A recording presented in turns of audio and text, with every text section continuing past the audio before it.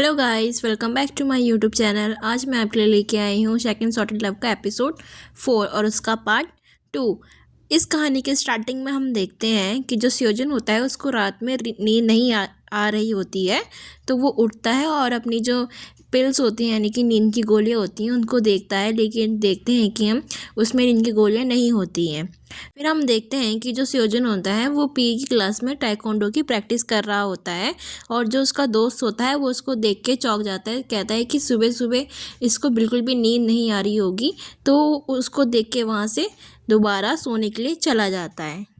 फिर हम देखते हैं जो ग्योमजू होती है वो अपना रूम संभाल रही होती है, लेकिन तब तक उसके फ़ोन में मैसेज आता है कि उसका जो दूसरा दोस्त होता है वो कहता है कि मैं टाउन से बाहर जा रहा हूँ, मुझे कोई काम है, क्या तुम मेरा गैरेज संभाल लोगी, और मेरा एक रेगुलर ज़रूरी कस्टमर भी आया हुआ है। फिर हम देखते हैं ग्योमजू गैरेज जाती है और उसकी कार देख रही होती है, तो कार की हालत देख के समझ जाती है कि जो ये आदमी है ये दूसरे आदमी को जो कार बेच रहा है उसको उल्लू ही बना रहा है, क्योंकि ये कार बिल्कुल भी ख़रीदने लायक नहीं है।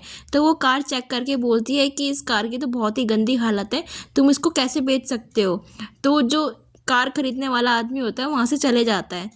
फिर जो कार बेचता है वो ग्योमजू पे बहुत गुस्सा करता है और उसका कॉलर पकड़ के उसको नीचे गिरा देता है, लेकिन जैसे ही ग्योमजू उसको मारने जाती है तो वो गिरने की एक्टिंग करके बोलता है कि मुझे बहुत दर्द हो रहा है। फिर अगले ही पल हम देखते हैं वो स्योजना के पास जाता है और कहता है कि मेरी हड्डी जरूर टूट गई होगी ना, अगर ऐसा हुआ होगा तो मुझे हॉस्पिटल में एडमिट होना पड़ेगा और फिर मैं इस पर केस कर दूंगा।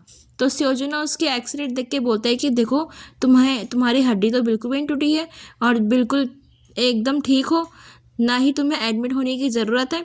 फिर वो ग्योमजू का हाथ पकड़े कहता है एडमिट, तुम्हारा ना कोई खून निकला है, ना तुम्हें कुछ दर्द हो रहा है, ना ही तुम्हारी हड्डी टूटी है, इसका हाथ देखो, इसका तो खून भी निकला है, अगर ये तुम पे केस कर दे तो इतना सुन के वहाँ से चला जाता है। फिर हमें बॉन्ग को दिखाते हैं जो वो टिकट ढूंढ रहा होता है, जो ग्योमजू की बड़ी बहन को देखना होता है, लेकिन वो देखता है कि एक एक लड़के ने उस टिकट को फ्री में बेच रहा है। वो कहता है कि मैंने ये टिकट खरीदी थी, लेकिन मैं जिसके साथ जाना चाहता था अब मैं नहीं जा पा रहा हूँ, मेरे प्लान कैंसिल हो चुका है, अगर कोई इस टिकट को लेना चाहता है तो वो ले लो। तो बॉन्ग जल्दी से मैसेज करता है कि हाँ मुझे ये टिकट चाहिए, लेकिन एक आदमी कहता है कि मुझे भी ये टिकट चाहिए, मुझे अपनी बीवी को ये कॉन्सर्ट दिखाना है, वो इसका फेवरेट है। लेकिन बॉन्ग कहता है कि देखो मुझे अपना लव कन्फेस करना है, उस लड़की को भी ये कॉन्सर्ट बहुत पसंद है। तो वो कहता है देखो तुम दोनों लड़ो मत, तुम अगर सबसे पहले एलिमेंट्री स्कूल में जो भी आया वो टिकट उसकी। तो हम देखते हैं कि वो दोनों के दोनों एलिमेंट्री स्कूल भाग रहे होते हैं, लेकिन जो बॉन्ग होता है वो सबसे पहले वहाँ पहुँच जाता है। फिर बॉन्ग देखता है कि जो उसका असिस्टेंट होता है वही वो टिकट बेच रहा होता है।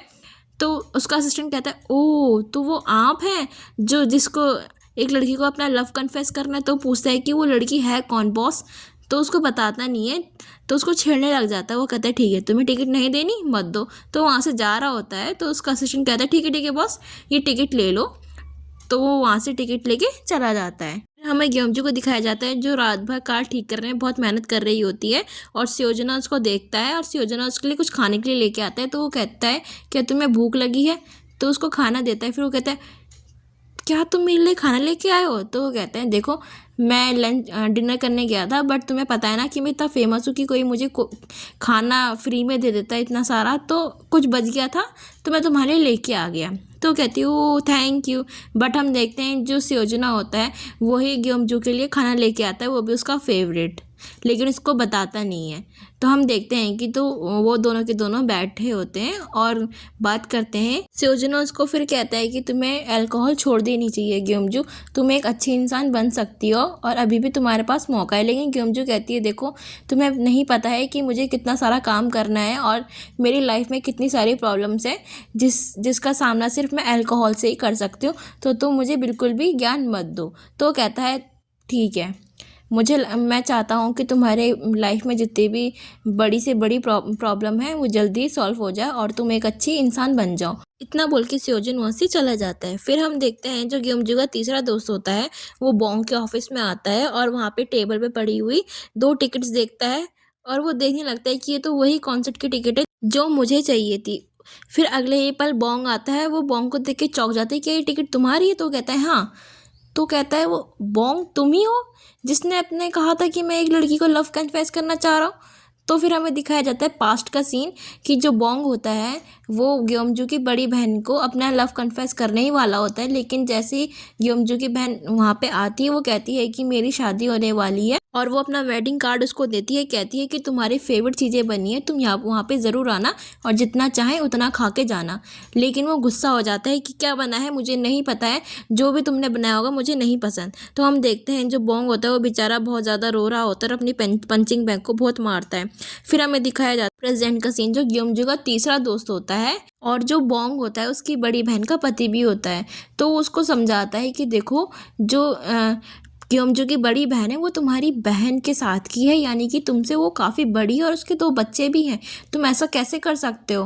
वो कहता भी है कि उसको प्रपोज मत करो, तुम पागल हो चुके हो, लेकिन जो बोंग होता है वो उसकी बातें अनसुना करके वहाँ से चला जाता है। फिर हमें ग्योमजू को दिखाते हैं कि ग्योमजू रात भर उसके बारे में, स्योजोना के बारे में रात भर सोचती होती है कि मैंने आखिरकार उसको उस दिन क्या कहा होगा। तो वो सोचती है कहीं मैंने उसको बता तो नहीं दिया कि मेरे फियांसे ने मुझे डंप किया था, उसने किसी और लड़की के लिए। तो सोचती है कि शायद मैंने ऐसा कुछ तो नहीं बोला, तो वो डर जाती है और अपने फ़ोन पे स्योजन को मैसेज करने वाली होती है, लेकिन उसी टाइम उसके फ़ोन में अलार्म बजता है कि आज शादी का दिन है। तो वो देख के थोड़ी सी सैड सी हो जाती है। फिर हमें सुबह का सीन दिखाया जाता है कि जो ग्योमजू के पापा होते हैं वो अपनी वेडिंग ड्रेस को देख रहे होते हैं जो उनको ग्योमजू की शादी में पहनना होता है। तो वो उस कोट से एक स्पीच बाहर निकालते हैं जो उनको ग्योमजू की शादी में बोलनी होती है, लेकिन वो उसको पढ़ के थोड़ा सा सैड फील करते हैं और उसको जल्दी से डस्टबिन में फेंक देते हैं। लेकिन उनके जाते ही जो ग्योमजू होती है वो उनके स्पीच को उठा लेती है। फिर उसके बाद हमें देखा जाता है जो ग्योमजू के फादर होते हैं वो अपनी फैमिली के पास वापस आते हैं और थोड़ी सी मजाक मस्ती करते हैं कि जिससे उनका ध्यान है जो है वेडिंग डे से हट जाए और थोड़ा मजाक मस्ती करे। लेकिन उनकी मम्मी कहती है कि देखो फालतू जोक मारने की ज़रूरत नहीं है, तुम अपना चुपचाप से खाना खाओ।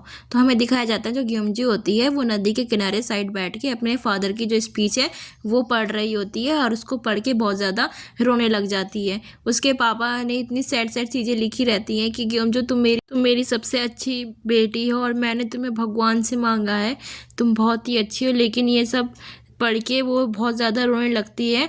और फिर हमें देखा जाता है कि ग्योमजू के पास फ़ोन आता है उसकी बहन का। वो कहती है जल्दी से वहाँ भाग के जाती है और देखती है जो उनकी शादी वाली बस होती है वो उसने कैंसिल नहीं करवाई होती है। तो उसकी बहन कहती है कि जब मम्मी ने तुम्हें कहा था कि सब कुछ चीज़ कैंसिल करवा दो, तुमने करवाई क्यों नहीं। तो उसकी मम्मी गुस्से में आ जाती है, वो कहती है कि उठो और उस बस में जाओ और वहीं चले जाओ जहाँ तुम्हें जाना है, और लेकिन वापस मत आना। लेकिन उसी बीच स्योजन आ जाता है और ग्योमजू को बचा लेता है, कहता है कि मैंने ही उसको बस कैंसिल करवाने से मना किया था, मैंने कहा था कि मुझे ट्रिप में जाना है, अपने जितने भी मेरे बूढ़े पेशेंट हैं उन सबको मुझे ट्रिप पे घुमाए ले जाना है। तो वो जल्दी से ग्योमजू को हाथ पकड़ के बस में बैठा लेता है और वहाँ बैठ जाता है। ये सीन यहीं ख़त्म होता है। आगे का पार्ट आपको देखना हो तो प्लीज़ मेरे चैनल को लाइक एंड सब्सक्राइब कीजिए और बाकी के पार्ट्स आपको मेरे प्लेलिस्ट में जाके मिल जाएंगे। एंड आई होप आपको मेरी एक्सप्लेनेशन अच्छी लगी हो। Thank you.